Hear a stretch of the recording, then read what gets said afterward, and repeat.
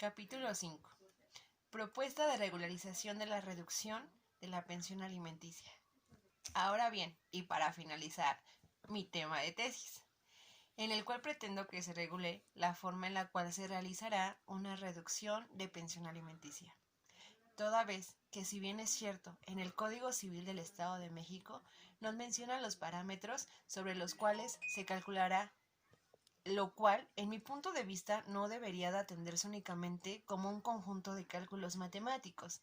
Por tanto, es de desprenderse que no se contemple el artículo ni la fracción, alguna que nos ayude a prevenir que los deudores alimenticios pues dejen de actuar de una forma no responsable. Ahora bien, se debe tomar en cuenta que para realizar una reducción de pensión alimenticia tiene que haber un motivo, toda vez que en este tema de tesis te toca el tema de cuánto reducir la pensión alimenticia por adquirir una obligación, fue fijado como un monto, lo que me conlleva que no es aplicado realmente el artículo 4, el cual nos menciona que en esa materia de menores de edad se tiene que aplicar y velar por el interés superior del menor, toda vez que el deudor alimenticio está realizando una acción voluntaria al tener más hijos, lo cual genera que por propia convicción éste se encuentra afectado a su acreedor alimentario. Lo anterior realmente me deja pensando en cómo una sociedad día a día está decayendo en cuanto a sus valores y su responsabilidad y solidaridad, toda vez que no es posible que se tenga que llegar a una controversia en el cual el deudor alimenticio prácticamente está tratando de vencer a un juicio de su acreedor alimentario, a sabiendas que éste requiere de su ayuda. Es entonces que me emerge a mí la duda respecto en dónde queda el bien común que mantiene como en fin la familia. Ahora bien, del marco legal y jurídico mencionado en el capítulo anterior a este, se mencionan las leyes, códigos y normas que regulan la institución de la reducción de alimentos en esta cantidad. Es de observarse que existe una laguna legal en cuanto a sus diversos casos que se pueden suceder o decretarse a la disminución de una pensión alimenticia, tanto como para el deudor alimentario así como para el acreedor alimentario, siendo que a consecuencia de lo anterior se propone en este tema. Ahora bien, para efectos de regular de forma correcta en el Código Civil del Estado de México, se debe de tomar en consideración diferentes puntos de relevancia para delimitar los casos en que se procede la reducción de la pensión alimenticia. En primer lugar, si bien es cierto, el deudor alimentario, al contraer una obligación posteriormente a la fijación de la pensión alimenticia, ha cambiado su capacidad económica, a que tomar en cuenta que dicho cambio es de una forma voluntaria, lo que con ello se entiende que el causante es el menor de dicha afectación de forma intencional.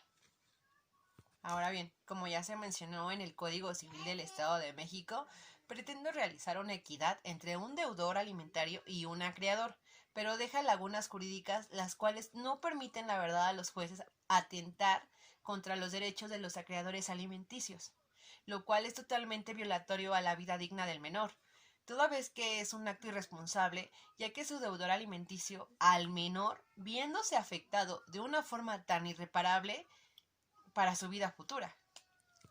En primer lugar, se debe indicar que conforme a la reforma de la Constitución en cuanto a derechos humanos que fue promulgada el 1 de junio del 2011, la persona y los derechos son el eje medular de la justicia, sabiéndose atender a los tratados internacionales que nuestro país ha firmado, acorde a su artículo 1 de la Constitución.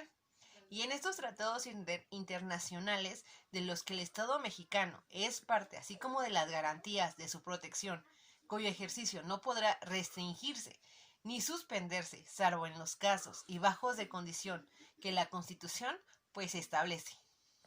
Criterio que comparto ampliamente, toda vez que no podemos dejar de reconocer el derecho humano del menor en cuanto a una vida digna. Por lo tanto, yo mantengo firmemente que el nacimiento de un nuevo hijo no rebaja la pensión alimenticia automáticamente, una vez que fue un acto voluntario, Por lo tanto, se tiene que tomar en cuenta la capacidad económica de una nueva familia para no afectar al menor de una forma intencional.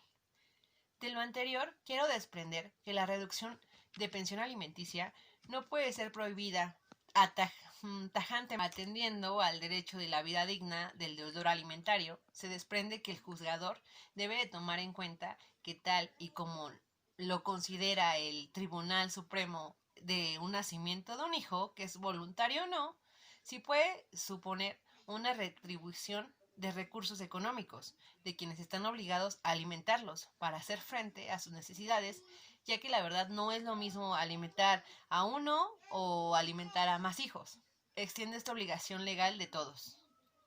Posteriormente, a forma de concluir con este presente apartado, quiero mencionar que este tema de tesis pretende realizar una regularización precisa y exacta en cuanto a la reducción de pensión alimenticia del Código Civil del Estado de México, por adquisición de nuevas obligaciones posteriores a las que ya adquirimos en un mismo tenor que se dan a conocer a todas las personas de una relación posterior. No supone, por sí solo, son una causa suficiente para dar lugar a una modificación de ese tipo de pensión. Así, poder conocer nuestra capacidad patrimonial o medios económicos del alimentante, ya que es suficiente para hacer frente a una nueva obligación ya impuesta y a la que resulta las necesidades de los hijos nacidos con posterioridad. Es importante dar a conocer a las personas, para ello crear conciencia y como medida preventiva, en los mismos términos, uno de los puntos importantes es tratar de unificar los criterios jurídicos discrepantes con relación a la modificación de medidas. Posteriormente, a forma de concluir con este presente apartado, es de mencionarse que el presente tema de tesis presenta la regularización precisa y exacta en cuanto a la reducción de pensión alimenticia. Para fundar este capítulo estudié varios criterios es que esa palabra es que la volvería a repetir. Jurisprudenciales, los cuales nos menciona que en materia de alimentos no solo son cálculos, sino que a mi punto de vista es una forma social exacta. Siento que la verdad no es válido fijar la pensión alimenticia a través de un simple cálculo aritmético. Por consiguiente, siento que no es válido fijar la pensión alimenticia a través de un simple cálculo. Es importante determinar los alimentos, traer una coalición, ya que yo encontré que era una contradicción en la tesis 26-2000 respecto a la legislación del Distrito Federal y del Estado, en el cual ahí señala que el imponer un criterio estrictamente matemático o aritmético para fijar un monto deviene injusto e ilegal por ser simplemente inequitativo y desproporcionado para cualquiera de las partes contendientes, ya que en tal caso se violenta la garantía de dicha fundamentación y motivación en el artículo 16 de nuestra Constitución Política, anulando que en ocasiones esta clase se determina imposibilitada, ya que el deudor pueda humanamente cumplir con esas obligaciones. Propuesta. Alimentos en proporción a las posibilidades. Artículo 4.138. Los cónyuges están obligados a dar alimentos conforme a las siguientes reglas y acciones afirmativas. La cónyuge que carezca de bienes y que durante el matrimonio haya realizado cotidianamente trabajo en el hogar consistente a sus tareas de administración, dirección, atención, cuidado de los hijos, siempre tendrá un derecho a alimentos. Asimismo, no será inferior a 40% del total del sueldo hasta que por ley los hijos cumplan la mayoría de edad, a que se indiquen al estudio, que tengan sin menoscabeo o la repartición equitativa de bienes. Tratándose de las y los hijos mayores de edad discapacitados, previamente con la acreditación de una documentación idónea por una institución pública de salud, el cuidado del cónyuge deberá proporcionarlos de por vida. La cónyuge que no tenga hijos o hijas y que carezca de bienes o que durante el matrimonio haya realizado algún trabajo de hogar consistente en tareas, como anteriormente se han dicho, debe de haber una repartición equitativa de bienes. El cónyuge que se encuentra imposibilitado física y mentalmente para trabajar previamente debe de tener una acreditación por lo mismo para que haya una repartición igual equitativa. En la resolución que se dicte con respecto a los alimentos se fijará las bases para analizar la pensión y las garantías para su efectividad. Los alimentos determinados por convenio o sentencia se modificarán de acuerdo a los ingresos del deudor alimenticio. En este caso, el incremento de los alimentos se ajustará a lo que se obtenga el deudor. En estas prevenciones, se podrá decir, deberán expresarse siempre en la sentencia o en un convenio correspondiente, obvio. Cuando no sean comprobables el salario o ingresos del deudor alimenticio, el juez lo resolverá, tomando como referencia la capacidad económica y el nivel de vida que el deudor y sus acreedores alimenticios hayan llevado en el último año.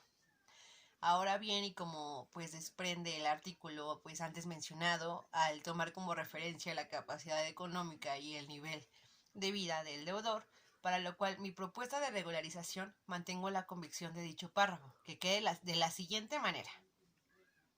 Los alimentos determinados por convenio, sentencia, se modificarán de acuerdo a los ingresos del deudor alimenticio, siempre y cuando él o ella no se hayan colocado voluntariamente en dicho supuesto. En este caso de adquirir una obligación alimenticia, posteriormente no se podrá realizar una disminución, antes sin haber estudiado pues esta situación económica de una nueva familia. Así que pues se tendrá que regir de la siguiente forma.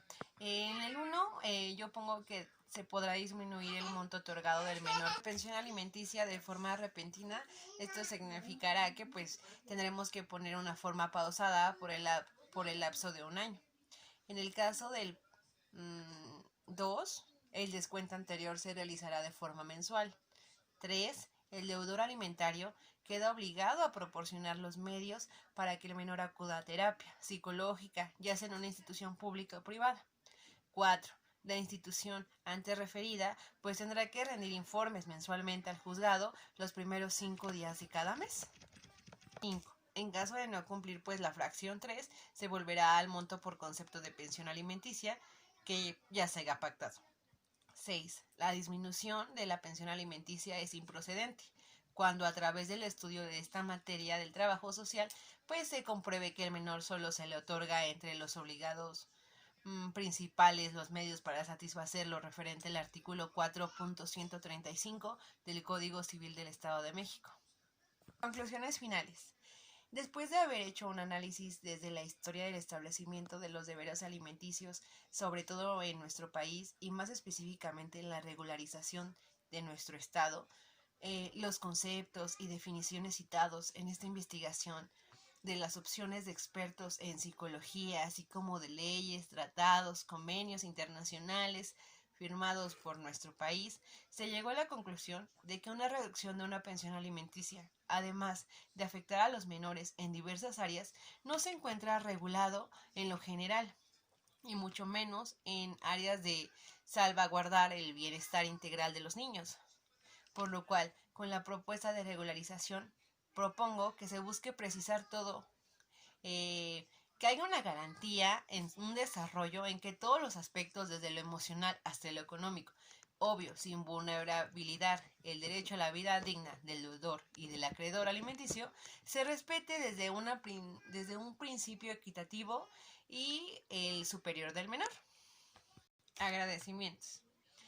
Mi profundo agradecimiento a todas las autoridades y personal que constituye a esta institución ICIMA por confiar en mí, abrirme las puertas y permitir lograr todas mis metas. De igual mil agradecimientos a todos mis profesores, en especial a quienes pues me enseñaron de sus valiosos conocimientos e hicieron crecerme día a día como profesional. Gracias a cada una de ustedes y de ustedes por su paciencia, dedicación, apoyo incondicional y amistad. Finalmente, quiero expresar mi más grande y sincero agradecimiento al licenciado en Penal Oliver Vergara Urbina, principal colaborador durante este proceso, quien con su dirección, conocimiento, enseñanza y colaboración, pues me permitió tener un desarrollo bueno de este trabajo.